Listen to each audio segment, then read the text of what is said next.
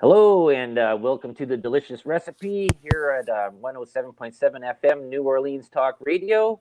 And I have a joint show again here with my girl, Laura Lee from the Angel Rock. And we're going into our summer solstice there. This one's called Summer Solstice Sangria, just summer wines, I guess, and stuff like that. And we're coming in and we have our lovely guest again here, Varla Ventura, that we've had on for our quarter points of the year. And there's Laura Lee again. So, I turned notifications off. I'm getting a million messages, of course, right now. So that's why I turned it off, because it'd be going ding, ding, ding, ding. So Laura Lee from the Angel Rock, she's going to be joining me here again there with Varla. Say hello, Laura Lee. Hello, Laura Lee. No, hi, everybody. Nice to see you. Nice to see you, Varla. We didn't get a chance to chit chat before. I hope you're well. Yeah, thank you. Hi, nice to be here, you guys. Always enjoy talking with you. We love having fun here. So I tell Dell he's been jacking my guests, my good guests.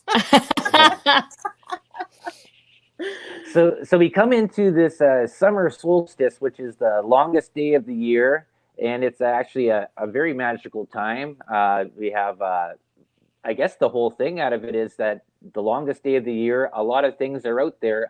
I haven't really seen too much stuff about the lore around the summer solstice, besides that fairies are around. And maybe that's the whole reason why we started a little bit late. Maybe the fairies were playing havoc there at the station.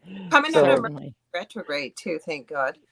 Yes. And we also this year too, it's June 21st. There's also going to be a strawberry moon this year. And actually this whole year of 2021, we have the most amount of full moons this cycle that's going through during this course of this year, which is sort of interesting.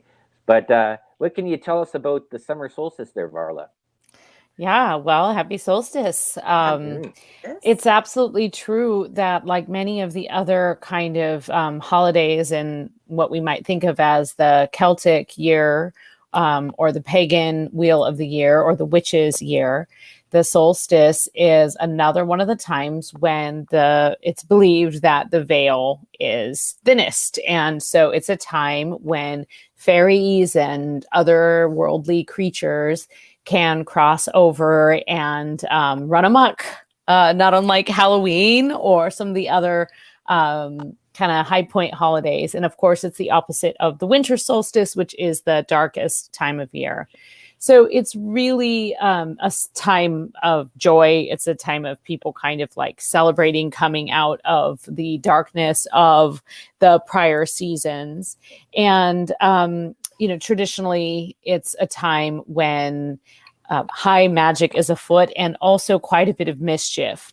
So I was thinking, yes, it's quite possible that the fairies are sort of messing with us right now as we're running just a little bit behind, because we're on fairy time, and fairy time is not linear. Fairy time doesn't stick with a clock like hey, you guys, it's supposed to start at 8:00. Well, too bad. You're on fairy time. You could start at 8:00 next year. You don't know what's going to happen. It's fairy time. But it's definitely a time that traditionally was used as a means to kind of certainly blow off some of the steam of all of the sort of work going up into that year. It's also a time of blessing. And, usually by now you've got your seeds in the ground. You've got, it could be metaphorical seeds of maybe you're starting something new.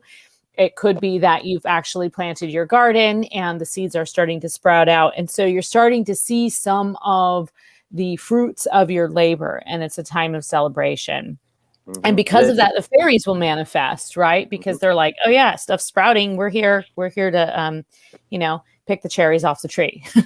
Yeah. Well, that's it. Also, you have June, which the goddess Juno, fertility, right? Mm-hmm. They're dealing with the Romans and stuff like that. But when it comes even into festivals, we always have things that there's always a festival. We have that Samhain festival where they're burning stuff. You have also one that happens during the part of here, big bonfires. And what I looked at is that sometimes they save that ash and they save that for that festival over there to plant or to lay out on their gardens to reinvigorate the soil over the winter time, right? Because you got to think of a lot of pagan traditions went around harvest and food, right? The hunter-gatherer Sure. sort of stuff, eh? Yeah.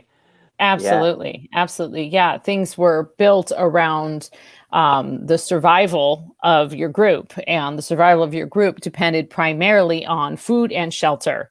And so, warmth and heat, and you used the seasons and these kind of high points of the seasons to call upon the entities that were, the forces beyond your control, and implore them to protect you and to bring you good luck and a good harvest, because everything really kind of hinges on that. Mm-hmm. You know Yeah. what I was going to say, Marla? I'm going to stop you there for a sec. You know what? Some people may not know about you. So do you want to tell people about you for a sec there? We got right into this. Yeah, well, we were like kind of running to catch up.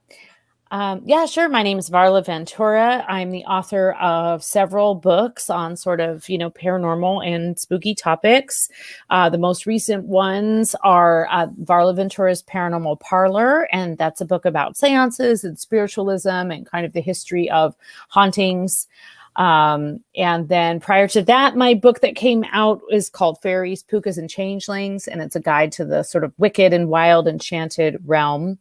I've also written on topics like mermaids, banshees, werewolves, vampires, strange trivia. So kind of an array of things there. And you can check my books out at my website, which is varlaventura.net. And I'm just kind of a weirdo and a lover of witchy things and rituals. And I feel like the world of the paranormal, the world of the unexplained, the world of the fairy, the unseen is just such an infinite, as a storyteller and a writer, especially, it's just infinite, you, and I love getting in on shows like this, and we share stories. We've heard different versions of the same story, or we know folklore from a particular area. I'm sort of a supernaturalist and a folklorist, and just really, like to talk about weird things all night long. Yeah, you're in the right place with us, that's for sure. Yes. But so there's other. This is one thing that I didn't even know about, and maybe you did. Actually, this time is called Litha, this solstice time, and that's the only thing that I found out was that having these bonfires and collecting ash and stuff like that. And I think there was one in Celtic or Old European where they would make a wheel, set it on fire, and roll it down a hill into the water. And this whole thing of fire and water. Darkness, that this balance between good and evil, and that whatever symbology that they were thinking there. Because you think a lot of like these hunter-gatherer people, like you just said, dealt with this whole basis of needing food, right? So appeasing these unknown forces that were out there to benefit themselves, hoping that it would sort of work. And then I think about Shakespeare, Midsummer Night's Dream, always dealing with fairies time, and it's the midsummer. This is what we're in right now, and playing tricks and stuff like that.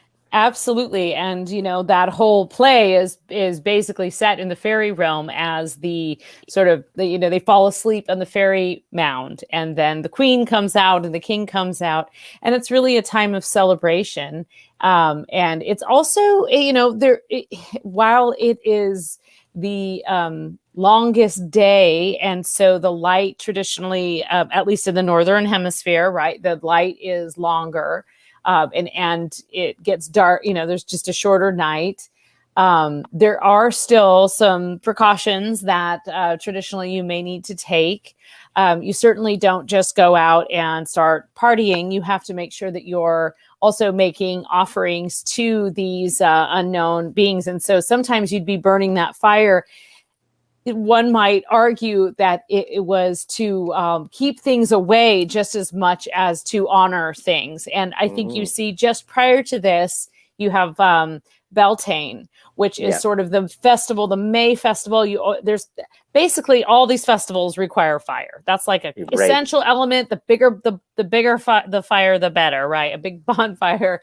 You see that on Samhain. You see that in winter solstice, of course, and it is a vision of transformation between one world and the next. The smoke kind of shows you the invisible. It brings light. It's a celebration of light. And traditionally also, especially in modern times, just candle lighting and just very simple things that you can do, such as really spending this time. And as you mentioned, we're going into a nice big fat full moon later this week, and it's also Cancer season. So we're in the astrological sign of Cancer, and that's so full of emotion and heart. Mm-hmm. And then we're kind of coming out of that Mercury retrograde, and we're just like, we can do this. But it's really actually a time of trying to manifest what truly brings you that light. And it's to fortify you. So it could be that, you stay up all night writing. That's something that I always do on the solstice.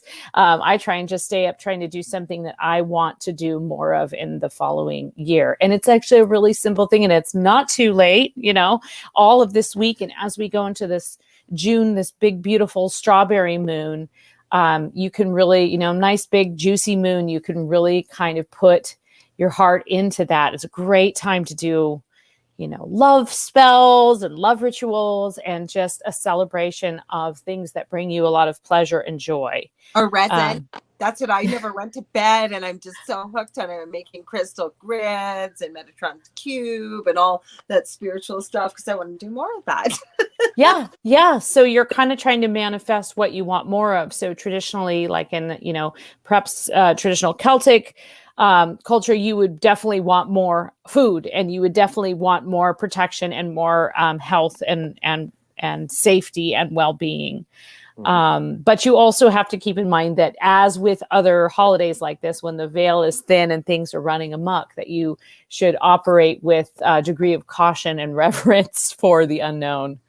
Oh yeah, getting into the part of the unknown there is that this is what I found was sort of interesting, like where we had like the other holidays, like remember those little sausage stealers and stuff like that. Yeah. when we get into holidays like around Christmas time, or even Halloween time, harvest time, there seems to be a lot more stories of these little creatures, and they have actually specific purposes, I guess, in their stories and that.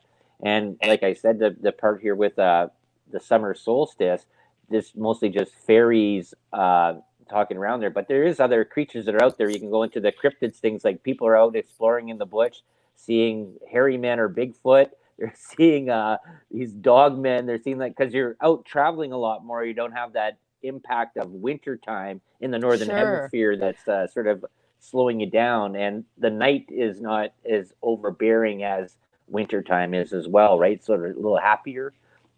Yeah, so that's a good point, right? Like maybe the sightings are also increased because you are out there more, and it feels a little safer to be walking in the woods on a as the sun is setting, because it doesn't go from light to pitch darkness. Right. And you also have a lot of rituals that surround things like forest creatures, or sort of druidic practices that worship the Oak King, or other kind of trees, or tree spirits and woodland fairies this is kind of their high season, where you might find other times of the year that you would find creatures that perhaps dwell a little bit more in caves that come out, but this is a time when you're really, this is kind of the woodland reverence and celebration. And I also think it's a prime time for mermaid sightings. Okay. And perhaps this is because the weather's nicer and people are, hanging near the water more. It's been quite hot where I've been, so everyone's swimming in the lakes, and the lakes aren't frozen. Yeah, the lakes aren't frozen over. So I think that there's probably a little bit of just like the natural, the fact that you're closer to the sea, but you do have, especially I have not done this, but I always thought it'd be really interesting to take, you'd have to do it over a series of years, but to take tides, full moons, and compare those historically and presently to sightings, in particular like mermaids or other kind of water entities, because we know that those are so, like the tides and the moon are so tied together. Yeah. And it'd be very interesting to do some kind of like ridiculous graph of like the number of mermaid sightings that increase during a full moon. But it also is illuminating the sea as well, so it will increase your vision. So to have this full moon that is so close to the solstice and such a kind of nice counterbalance to this and it's just, I mean, not to deny that it's also just a big change. I mean, not everyone around the world is able to get out again, and a lot of people are in restrictions. But it definitely, I know for here in where I am, and I'm sure where you guys are, it's like, people here just as much as you can be outside as possible. And so, to your point, the more you're outside and the more you're kind of roaming through nature, the more likely you are to see, little men roaming about the woods. I was going to add something quickly. Somebody sent me this from last night. It said at 21 minutes past 9 on the 21st, which was yesterday, it will be the 21st minute of the 21st hour of the 21st day of the 21st week of the 21st year of the 21st century. Talk about powerful energy. Wow. Yeah. Well, I don't know about you guys, and I'm curious if this is something that could be happening with your listeners as well. But I started noticing quite a few synchronicities lately, kind of very bold synchronicities. And for example, I have like 4 different tarot decks that I just, I usually just kind of like pull a card. One is a very traditional Rider-Waite. One is based on Dion Fortune, which is the work. One is the Thoth Tarot, which is the Crowley deck. And then one is like an herbal deck, which I like because it always kind of puts me in tune with like, okay, what's the plant medicine here? And I cannot tell you, probably for the last 2 months, but especially over the last month, so many duplicate cards where I pull from one deck, and one time I had, so 3 of the 4 had the same card. And then the next time 3 of the 4 had the same card. And then the next time 2 of the 4 had the same card. And then just the other day, I pulled 2 cards they were both, knights, and they were both on horses, but they're different decks. And the way that the decks, when I flipped it over, it was like the horses were riding toward each other, and one was white and one was black. And I was like, man, this does not normally happen to me. Normally I pull this menagerie and it confuses me and I have to look it up. Yeah. But this has been happening again. It's like whatever the message is, it's coming through. And I think that like the 21 and some of the things like that, it's, hopefully it's a sign of real kind of like transformation and change. And I think that's something we can all look forward to. I know with me, last night my guest wasn't able to make it on talk about retrograde issues. The internet went out, came right back on after we were done. So sometimes I'll do a replay, and I thought, heck, I know how to do a full show. I used to do full night. I used to do one Monday through Friday on my other network. So I thought, I'll hang out and just jibber jabber for 2 hours. And I pulled out a deck, and Zach, who's usually in our chats, was there, and he'd asked a question. So I gave him a bunch of information from Spirit, but I usually don't use road decks. I have the new Supernatural one. I just love it. So easy. You don't have to look at the book, because all the characters, if you know them from the series, you know what it represents on the cards. It's pretty cool. But anyways, everything I told them from Spirit came up almost word for word on the cards. It usually does, but it was really, really interesting how it really fulfilled. It was actually an animal card too. It was Diana Cooper's Oracle deck with Archangels and Animals. The bear. And I'm thinking, why the bear? So I went through the book. It was a newer deck. And I'd already given him information from looking at the card, and almost word for word what I gave him was right in the book. It was so cool. So cool. Yeah. We have Michelle Definitely. Pratt from Australia, by the way, too. So thought we'd give her a shout out. She's in the chat. Oh yeah, hey. Hello, hello, Our hello. mermaid in waiting, you mean? Yeah.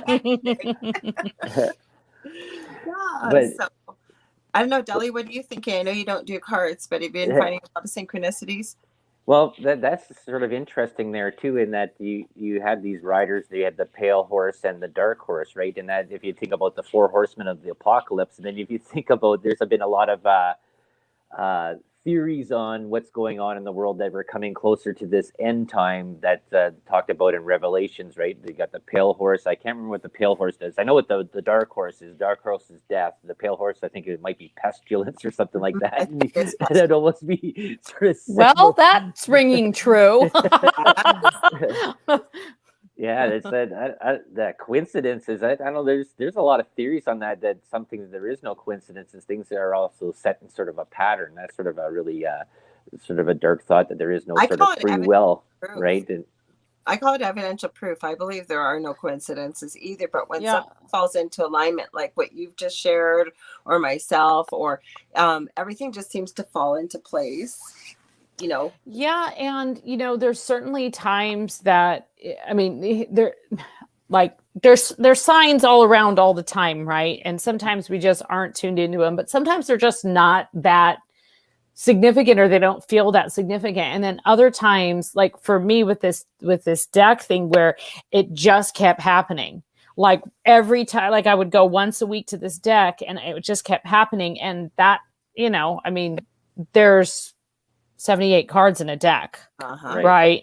So like, and what I'm doing is I'm just pulling it when I get the shivers to pull it out, right? It's like, just pull the card when you get the shivers, and there it is. And also I belong to a small writing group, and there have been like the other day we met, and we all brought pieces, and we hadn't met for a month, and we all brought pieces that we had been working on, and it all had a very similar, like there was at least one main detail in each story that connected them all. And we were in awe. We were like, okay, something very important is happening right now. And, we're going to try our best to not ignore it or cross it out.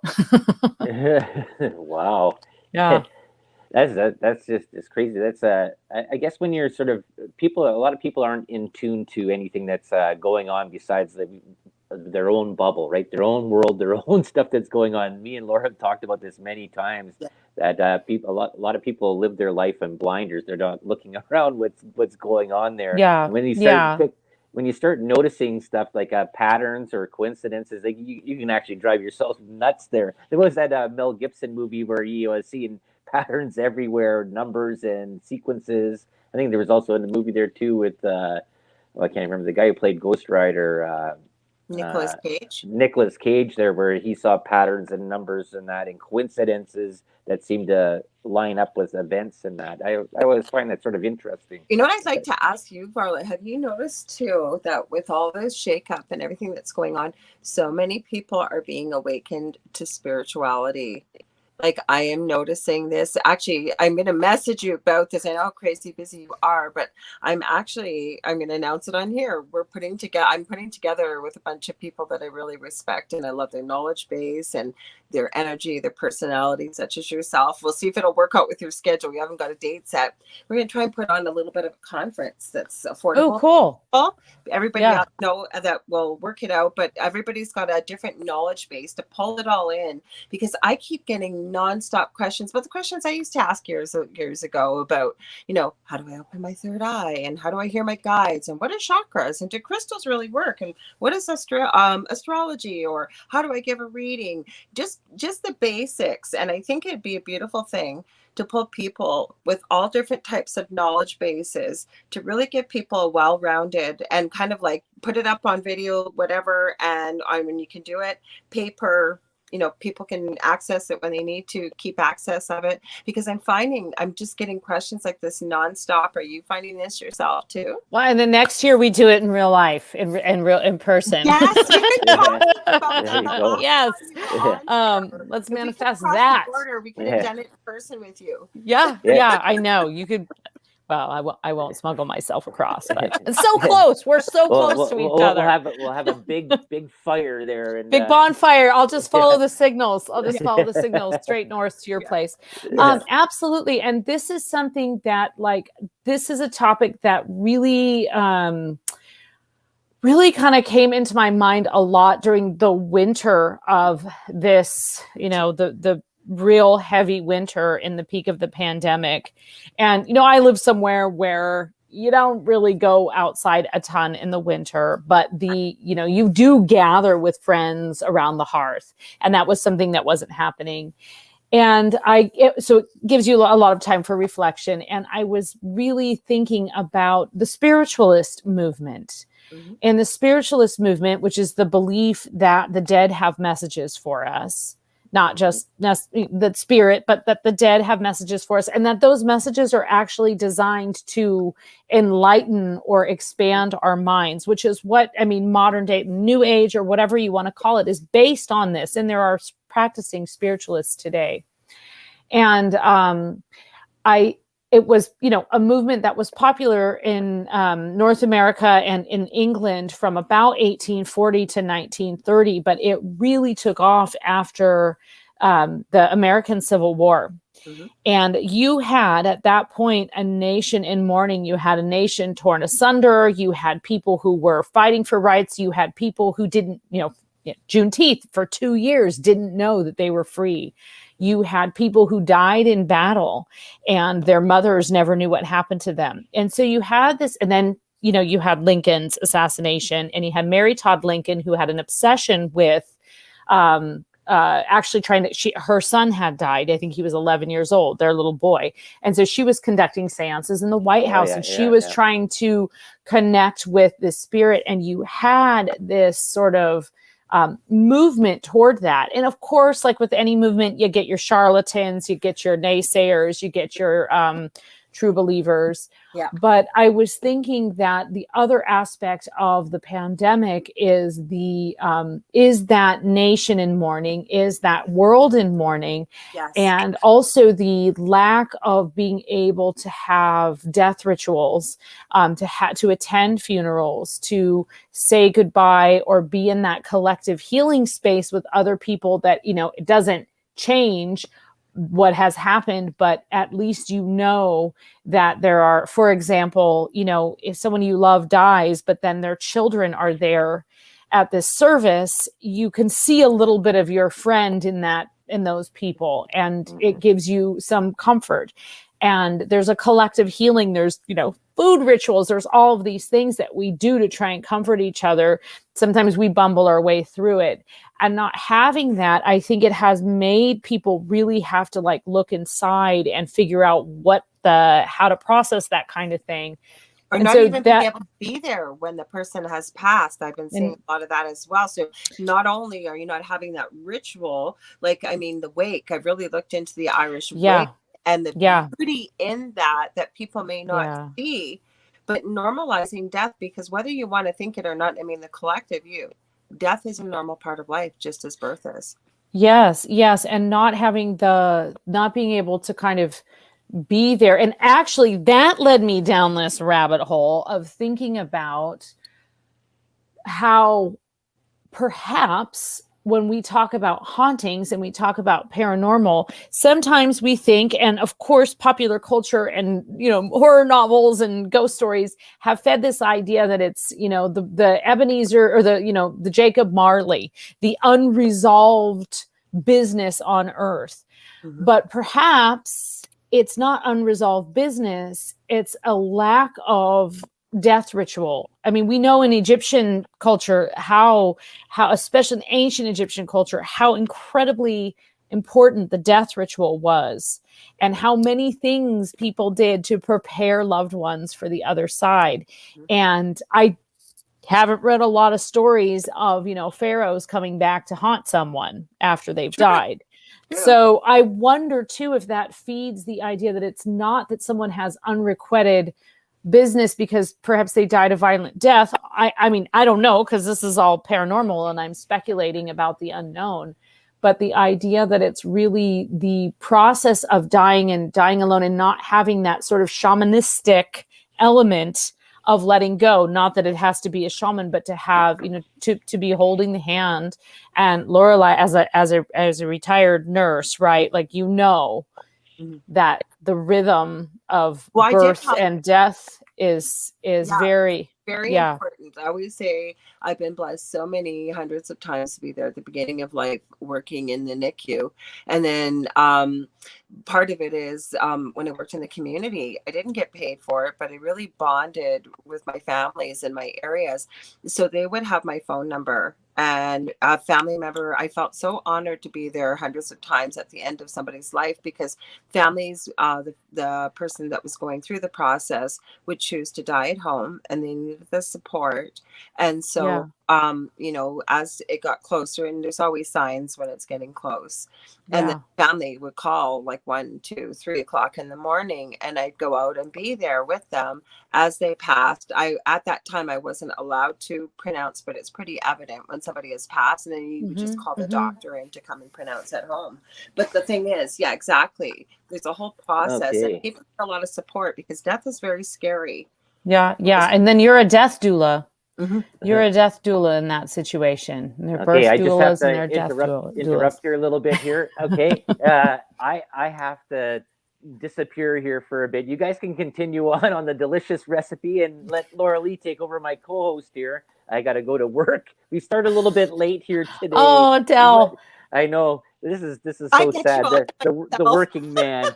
Now Laura Lee gets to steal you all for herself there. So I just want to say before I go, thank you very much, Marla, for showing up here and being so patient with such a late start there. Of and course. I will talk to you later after I'm done, and I will send you a link for everything. Thank you. This is the worst I've ever done, and this is my own show. I'm leaving my own show.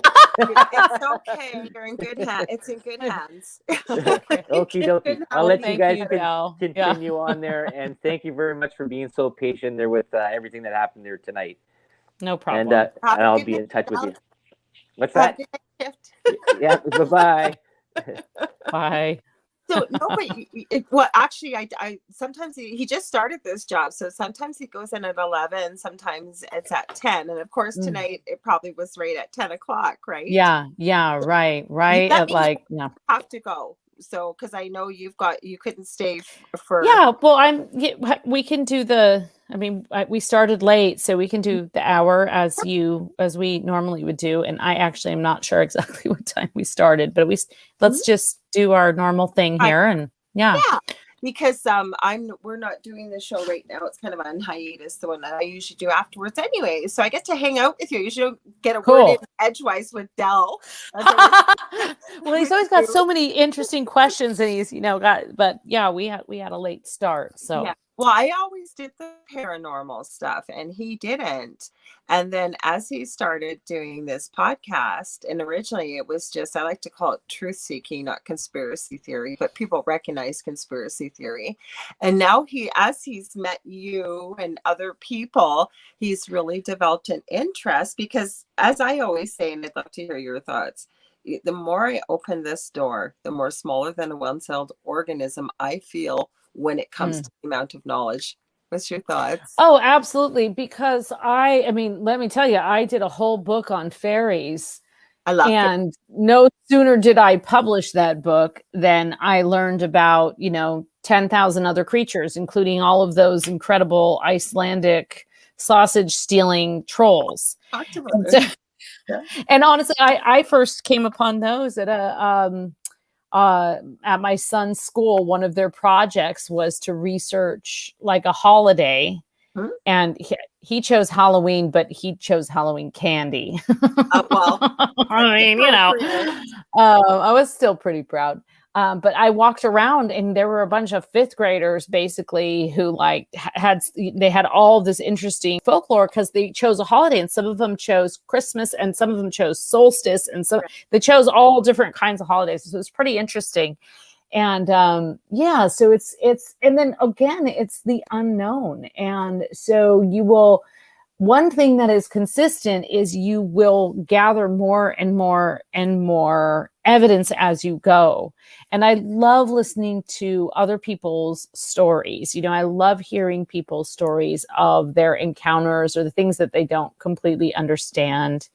And I think that there is a lot of, I know that there are several younger people in my life, like my nieces and nephews, that are of this generation. They're just now, you know, becoming adults, and they are so in tune with magic, and they're in tune with politics. They're in tune with the world in general, but not in a way that I think when I was that age, I felt overwhelmed by it, because it felt like insurmountable.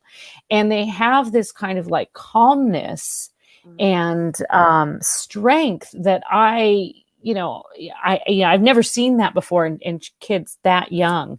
And not to like say, okay, well, the kids are all going to save us, but I feel like there's a greater understanding and an open-mindedness that is there, and that at their core, there's an open-mindedness to different ways of life, different ways of thinking, different philosophies, where I think even 10, 20 years ago, that wasn't always the way that children thought at that age.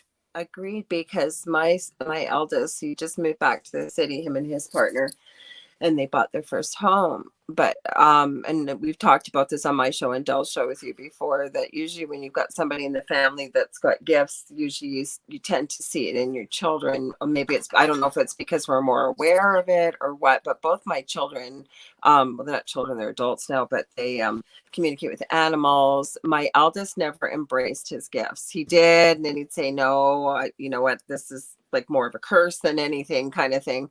Now he's embraced. I knew he would. Now he's starting to do readings online. We're actually going to start doing some together. Oh, cool. I almost say, like, I really hate the labels that people give that generation, millennials, and all these negative things, because to me, it's almost like a new breed of human being, if you will, because I've never seen kids with so much anxiety, depression, and this isn't a negative thing. Where I'm going with this is, you're right, I have to agree with you, very intuitive, open-minded. I really believe a lot of these kids are really empathic, so they're a lot of these emotions they're picking up.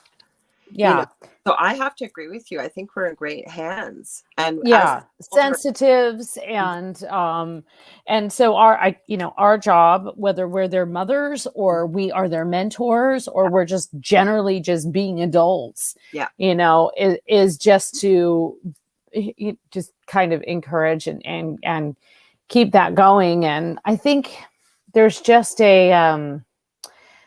there's a natural strength there that I haven't seen before. And it's a very like accepting generation. And so it's exciting to see that. I also don't like the labels of like, I mean, I love the word psychic and I love the word medium, but I think that there's some people who really kind of, they don't resonate with those. Like they don't like that label. Like someone's a psychic. That sounds like someone you call a hotline. Yes. You know, in the middle of the night when you're desperate and ask for. It's recognizable, right? So that's that you call yourself a supernaturalist. I like that. Supernaturalist. And you know, I just read something. Earlier today. Actually, a friend of mine is visiting with her daughter. They're kind of around town and they're visiting relatives, and her daughter just graduated from high school. And my gift to her is a tarot reading, not by me, because I feel like I'm a little too close to her to do like a really accurate reading. So I was booking a reading at my local little witch shop here. And I was kind of reading they had all this really interesting way of just kind of describing their different practitioners. One of the things they were talking about is that, you know, the difference between psychics and mediumship, and that, you know, that all mediums are psychic, but not all psychics necessarily identify as mediums. Right. So, and like for myself, I work in the psychic arts. I have psychic intuition, but I don't consider myself a medium. I don't offer those services to other people. I don't really offer and I am approached pretty frequently, especially because I'm on, shows where people are mediums, and all people will kind of write to me for advice. And I don't really do advice. I'm happy to pull a card for you if that's helpful, but basically I'm not a medium, and I've never really trained to be a medium. So I'm not feeling, I don't really do that. I have to agree with you. I feel so bad. We're on StreamYard, guys, and over in Facebook. If you can, come on over to the UFO Paranormal Radio chat. I didn't see you there. There's a whole bunch of people over there. I'm sorry, guys. Hi, Mike Walker. We got Ida Kitely. She had to run, but she popped in. So come on over here, you guys, because I can see the chat, because I can't even answer you over there. No, I get that question. You can't answer on the chat? No, because Joe runs the StreamYard, so I can't answer on the stream. I can see all the streams. Gotcha. On there. So I've got YouTube on. If you see me looking down, that's what I'm doing. Yeah. But, no, and I just happened to look at, oh crap, we missed a bunch of people. But what I have to agree with you, I get that question quite a bit. I'll have people say to me, and actually I asked it many years ago when I was working with a mentor out of Los Angeles with my mediumship abilities. And the big one is, well, when do I know I can call myself a psychic or a healer or a medium? So I have to agree with you that there are many people I have met that are mediums that don't necessarily, their strong suit isn't the intuitive psychic abilities. So you can have someone like myself that's a psychic medium, and then you have mediums that don't necessarily use psychic ability, or psychics that don't access or aren't using the mediumistic ability. Because I believe, or people who need specific tools, right? Or use specific tools. So tarot cards or oracle cards or spirit boards or crystal grid, or there's a lot of different tools at our disposal. And I think different people just really kind of resonate with the different things. One of the offerings that I had never heard of this, I was wondering if you'd ever heard of it. And my mom is visiting me later. Everyone's visiting me because my son's, I know, but my son's too, he's not vaccinated. It's a little too, I'm not comfortable with him traveling yet. And it's been over 2 years since anyone's seen him. And so my mom and sister are coming here today. And one of the things I booked for my mom, and hopefully she's not listening right now because it'll spoil the surprise. Yeah. But I had to do it because I had never heard of it. And she's really into the fairy realm, but it was fairy Reiki. What's that? Fairy Reiki.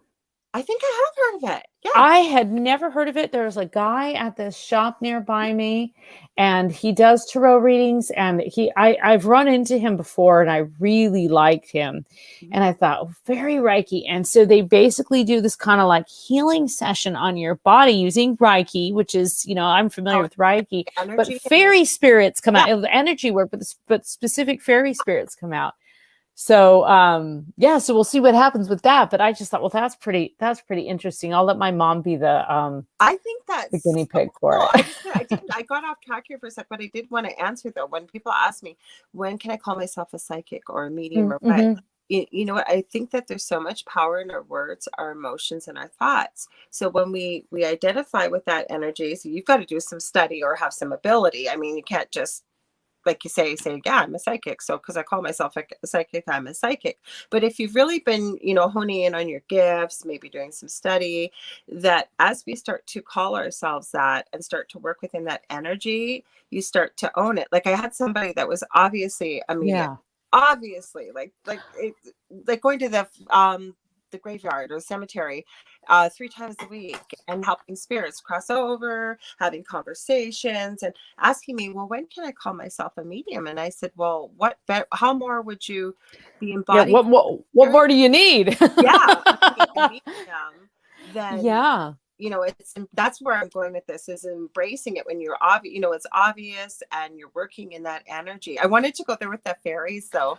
Yeah. Well, wait, but just on that note. So I just had a really interesting conversation with a friend of mine my friend Sarah, and she's very open to things, and she likes to talk with or occasionally consult, psychics or life coaches to just kind of like, check in with her on her path.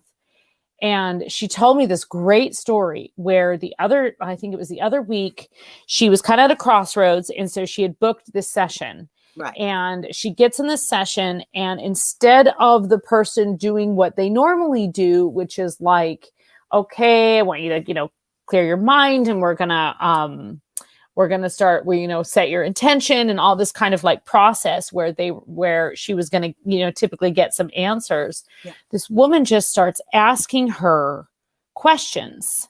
Yeah. And Sarah's like, why are you asking me these questions? This is really like, I don't get this. And then the person said, I'm gonna ask you several things right now. Because she's talking to her and she's like, well, you're going to need to do some work, and, then you'll start hearing spirit. And my friend Sarah said, I'm sorry, but I've been like, spirit's been talking to me for like 7 years. I've heard spirit talk to me. Mm-hmm. So the woman said, oh, really? Okay. Well, that's pretty interesting. So I'm going to let me ask you a couple of things.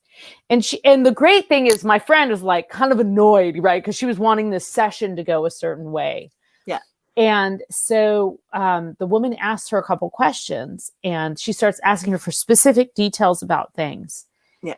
And Sarah just answered. She says, I don't even know what to do here. And the woman says, just describe what's going on in your body. Yeah. So she says, she gives Sarah a name. And what do you feel when I give you this name? And she says, well, my hands are tingling and I'm really cold. And then the next name she says, okay, well, let me give you this name. And anyway, Sarah ends up describing where this missing person's body had been found.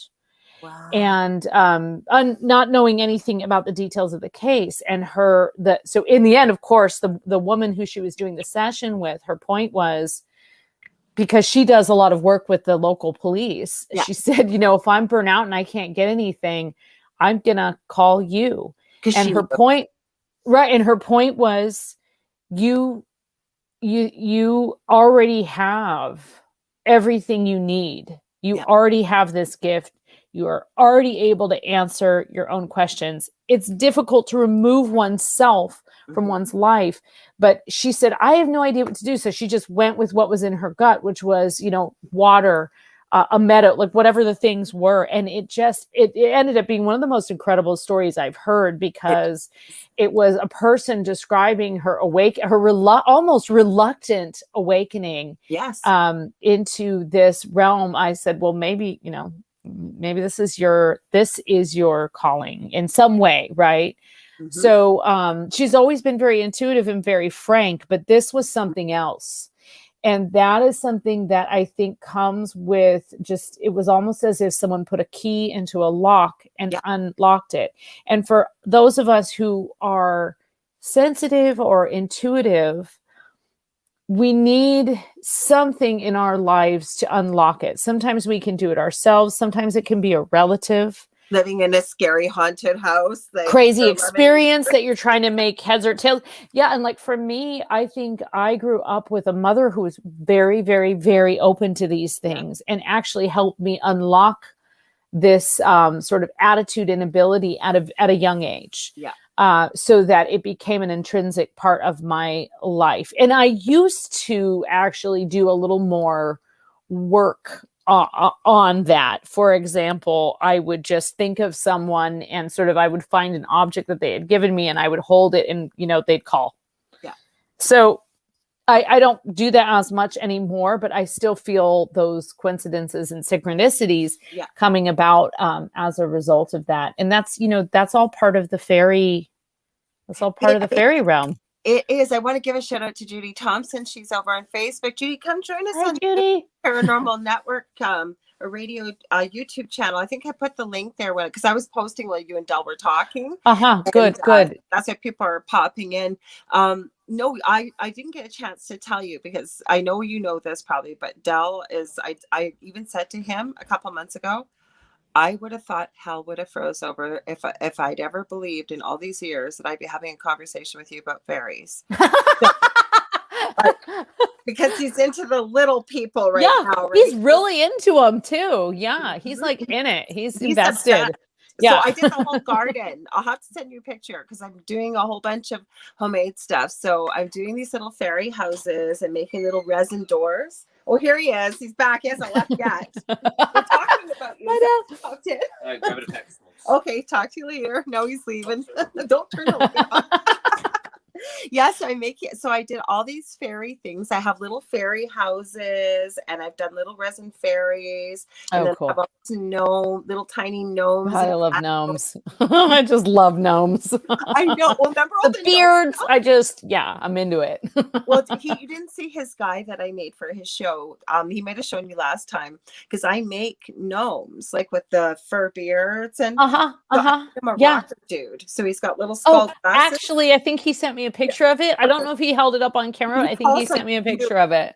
I don't know why he calls them you. So I just got yesterday resin molds to make electric guitars. So I'm gonna make little electric guitars. Cute. And it looks like some easy top. But back to this. So this is a perfect time for people to access fairy energy. And a lot of people are going, fairies are just make believe, blah blah blah. What can we tell them that we know that we both know they're not make believe? Well, we definitely want to talk a little bit about the fairy kingdom, in that the fairy kingdom isn't just one kind of thing. It doesn't just mean that little creature with the wings that goes, from flower to flower. The fairy kingdom, I like to think of it the way that one might think of the plant kingdom. Yeah. So there are all these different kind of species within that. And you have tall things and things that live under bridges and water fairies and woodland fairies and little things that live in your garden and things that protect your stoop and things that live in your barn. So there's just this vast array. And it's certainly, I know I can give you a personal experience with the fairies. That when I was working on the fairy book that I was writing, just when I thought I had everything good to go, and a few things had gone missing in my house around that time. And I just thought, okay, I am just so obsessed with trying to get this book done in this deadline that it is, I'm not paying attention. I kept telling myself that, because even as a believer, I was completely just skeptical and oblivious. Why would they come to my house while I'm writing a book?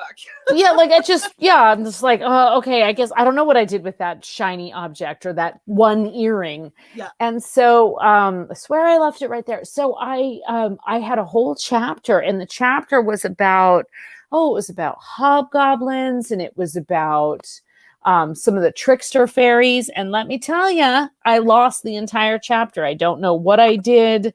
I don't know if I thought, well, maybe I just copy and paste it, but I couldn't reverse it. I tried all my tricks, all my, 20 years of working in Microsoft Word, every trick I could think of. I called everyone that I knew. Is there anything I can do to see an older version?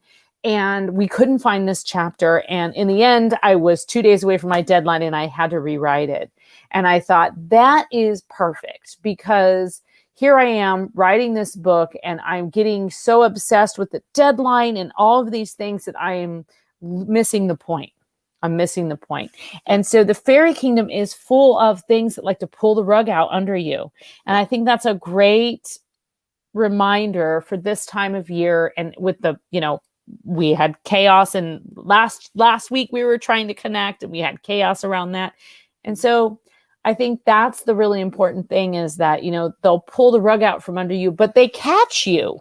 Yes. Fairies are not pushing you off the cliff, but they might drive you to the point where you're thinking, like, I'm real close to the cliff right now. I've got to toe over.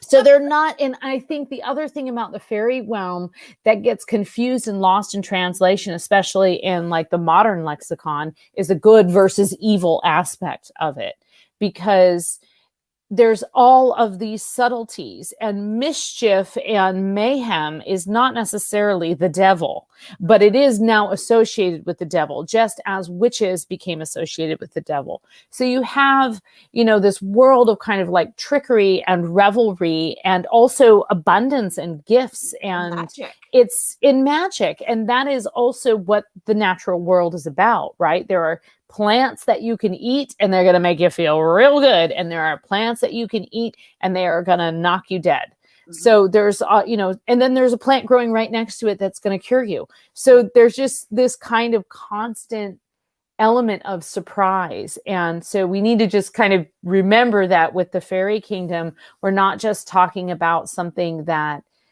is going to pollinate your plants. We're talking about this vast world that on nights like the solstice and the full moons and all of the kind of high holidays, we've got a chance to honor them. But you know, they can create chaos and with them and respect them. I want to read this a couple comments here because yeah, fun. Yes, I tried to get over to the YouTube myself, and then I thought, you know, the last time I did that, I was on someone else's show, and I tried to go over to the YouTube, and I accidentally logged out of StreamYard. So I was like, no, I'm not doing this. So we got Judy. Well, this is from Facebook. Judy Thompson said, I told my granddaughters that the fairies live in Nana's garden. That's beautiful. We've got Banana Bowie over on Facebook. That's a new person. Welcome. And they said, hey, now I know what show that's from. Larry Sanders Show. And then actually Michelle from Australia. This is interesting. I haven't got glasses. They're right here. Good. Now I can see.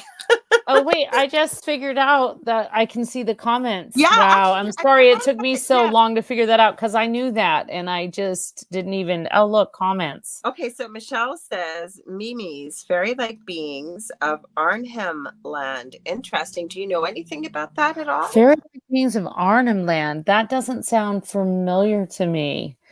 I'm not. Australia though, so she may. She's in Australia, and also winter solstice, right? It's winter solstice there, so happy. We can say happy solstice and be more encompassing. But we can even talk about Australia. Australia. Maybe she can tell us more about Mimi's, because neither of us have really heard of them. Mimi's, yeah.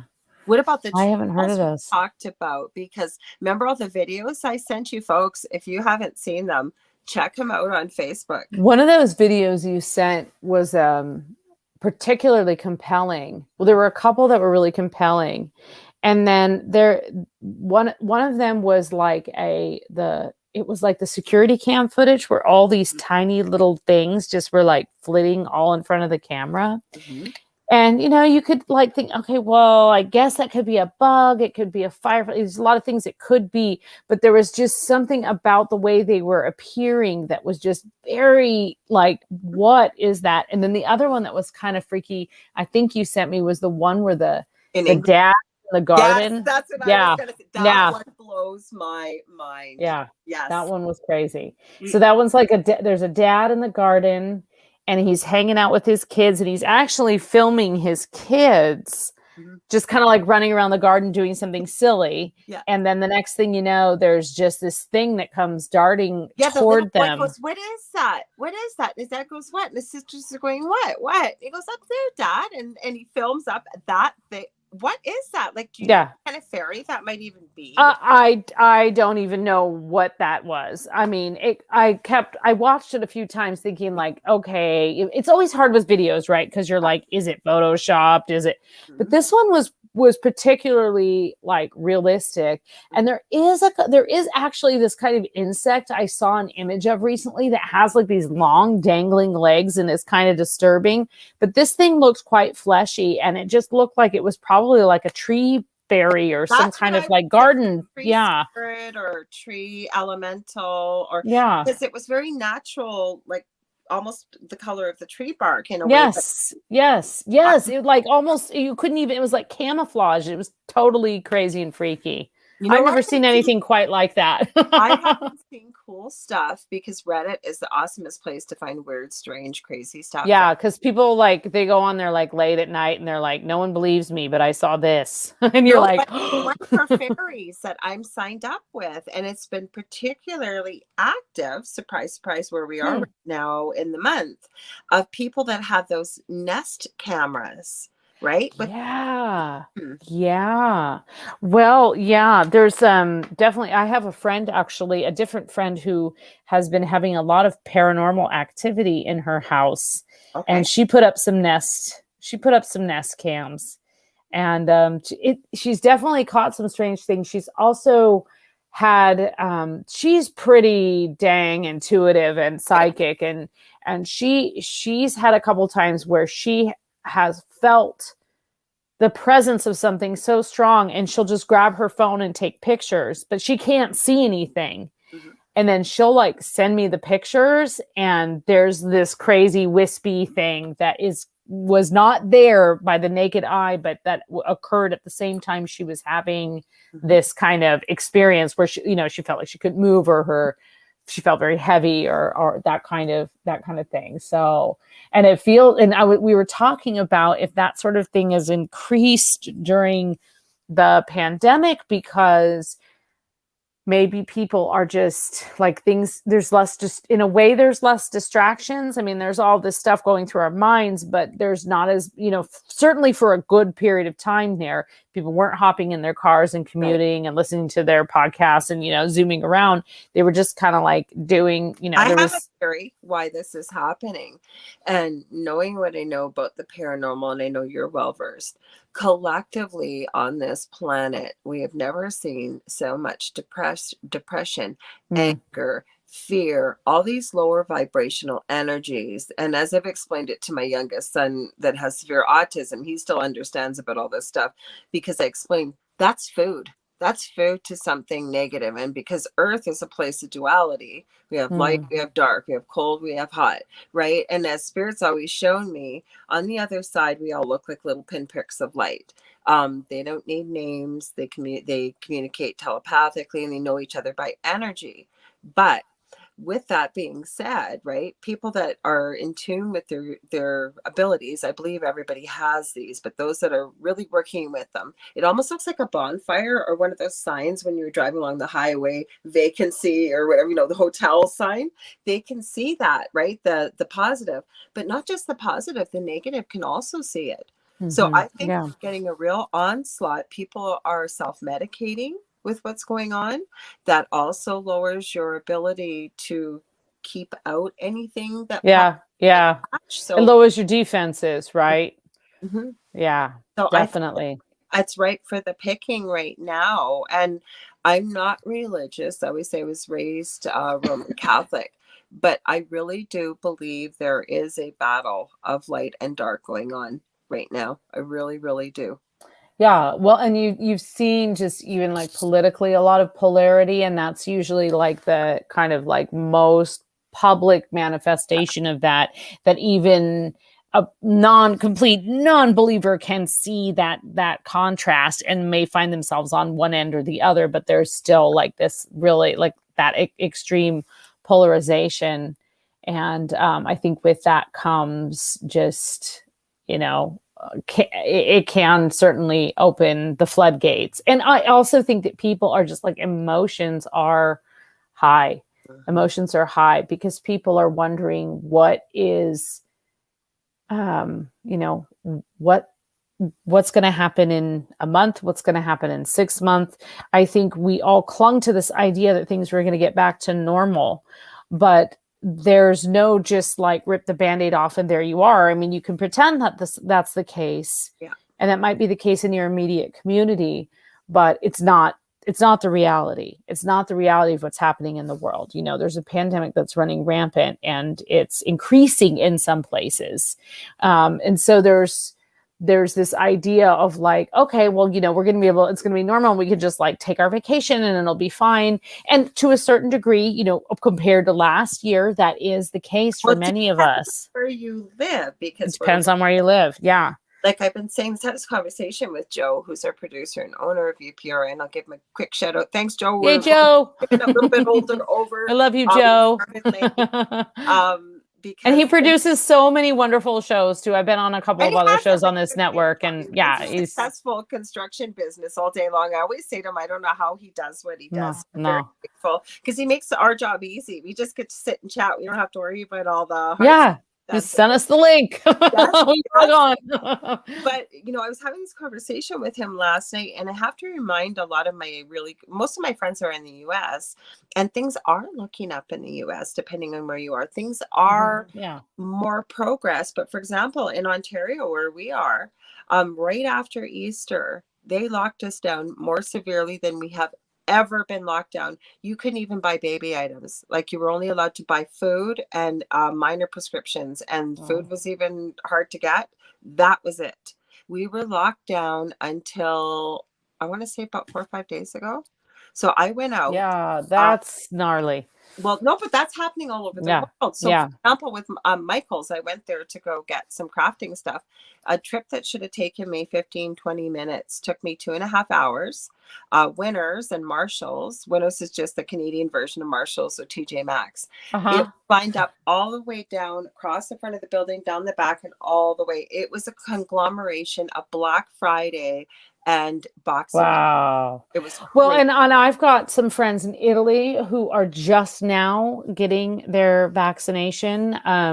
When I was actually able to qualify at that point, when the age in the United States was basically like lowered to, under, I think it was like anyone 16 and up.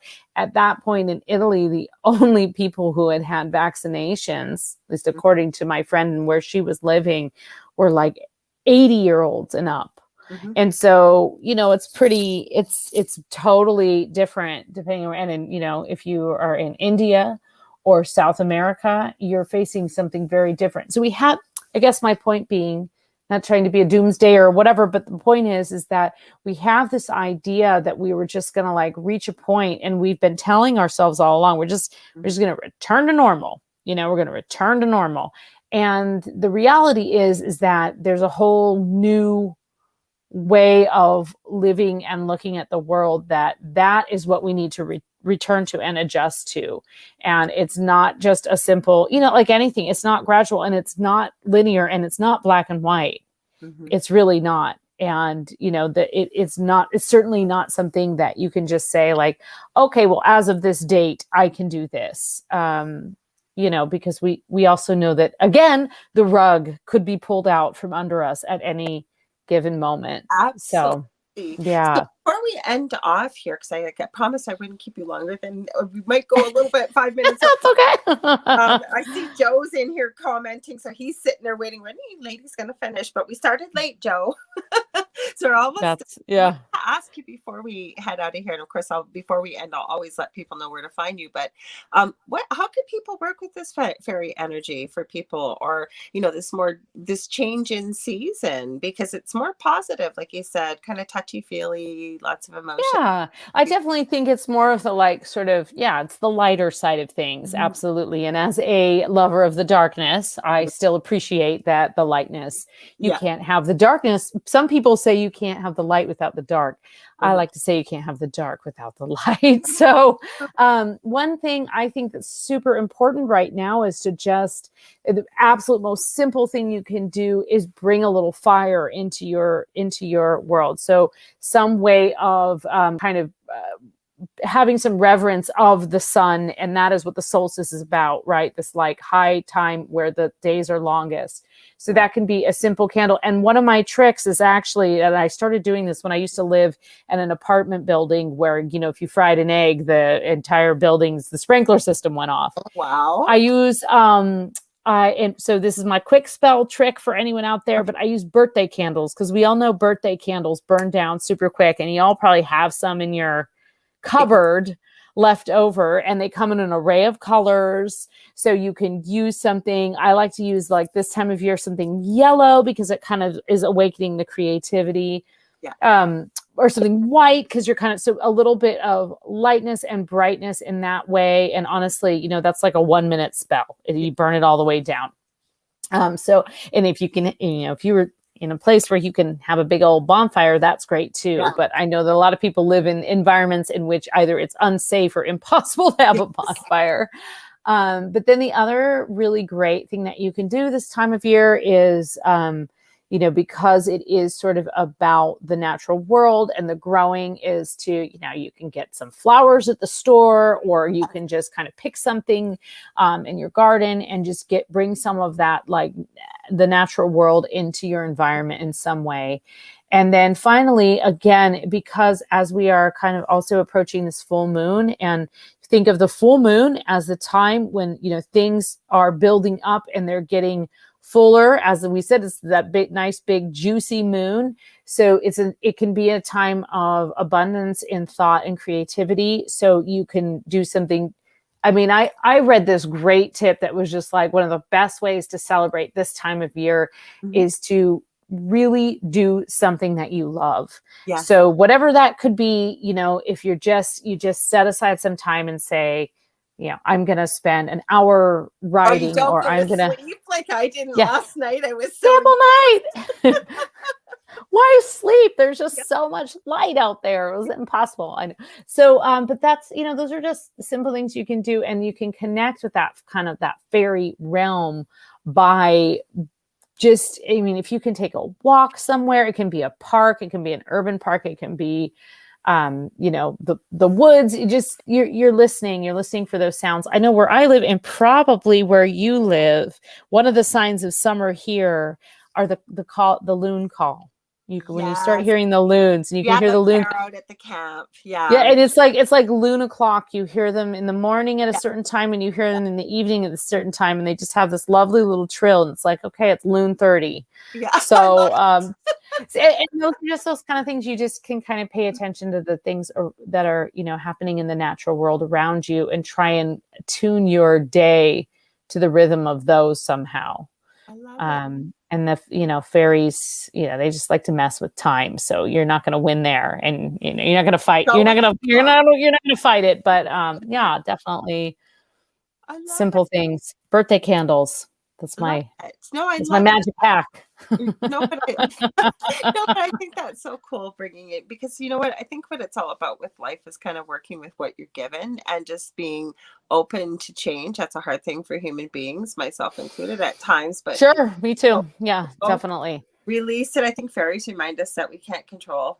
We really aren't. Exactly. They are the mayhem. They are that natural chaos, and they are a reminder of that. So where can people find your wonderful self? I need to have you all to myself in a show, but I know what'll happen. Oh, it'll happen. For sure. Yeah. I've known Varla for quite a few years. I've had her when I was on my other network. Yeah. And Del was watching, and he was being very impatient. He came up here and he just oh, that's right. He just burst on scene one time. He just burst on scene. Was like, what's happening? I can't help it. I have to ask you a question. That was great. Yeah. So you can find me at varlaventura.net. And there you will find information about the different books that I've written, if I'm appearing anywhere. And also I have a little shop there, and I'm actually working on a few new items to add, but you can put like, oh, here, wait, I can plug for anyone who's watching and not just listening, but you can get an all-nighter ball cap. I think you need one of these because you just pulled an all-nighter. Yes. And a few other kind of like fun, freaky things. Like if you have a baby in your life, you can buy a changeling onesie. Oh, you did make those. We were talking about yes, I made those. And I have a couple of other ideas. I'm probably going to, like, speaking of doing things that you love, is I've had stuff on the back burner, and I've actually got a little time in my schedule this week to kind of work on some of those designs and things. So because we were talking about that last show, and I said, what an awesome, it was a onesie we were talking about. Yeah, it's a little baby onesie, and it just says changeling across it, and it's like hilarious and adorable and perfect for the goth in your life, you know. Well, I'm so glad you came on here. Thank you so much for making time. Like I said, I'll be in touch, and then we can have you on for 2 hours, because honestly, guys, Varla is a wealth of knowledge. Pick up her books. She is absolutely delightful. And we had somebody from Thunder Bay, Judy, watching, and Judy, she lives really close to us across the border. We're gonna have to sneak her across somehow, some way.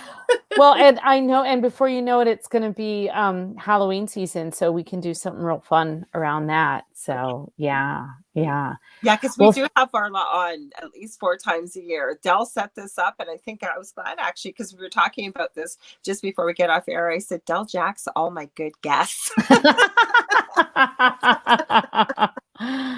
So thank you. I hope you enjoy all your family visiting. You have a beautiful summer. I'll be in touch with you.